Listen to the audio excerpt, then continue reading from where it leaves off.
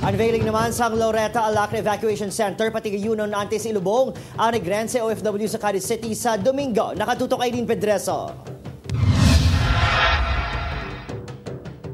Bilang pagkilala sa pagkabaganihan sa overseas Filipino worker nga si Loretta Alacre nga napatay sa grupo nga Hamas sa Israel. Ipangalan sa iya ang isa ka public building sa siyudad sang Cadiz. Ang evacuation center sa siyudad nga nahamtang sa Cadiz Viejo National High School pagatawgon nga Loretta Alacre Memorial Evacuation Center. Sunod sa alkalde sa siyudad, isa ka unveiling ceremony ang hiwaton antes ilubong si Loretta sa Kaduaan Public Cemetery alas 2 ang hapon sa Domingo, Nobyembre 5. In-name natin in behalf sa iya.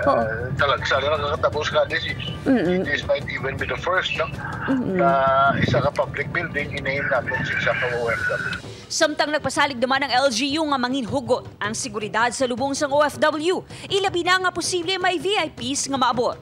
The PNP is always on alert for possible VIPs coming in. Pero as of now, wala probably mga OWA officers na mga sa atin. Upod Geruel Banggoy, Aileen Pedreso. 1 Western Visayas.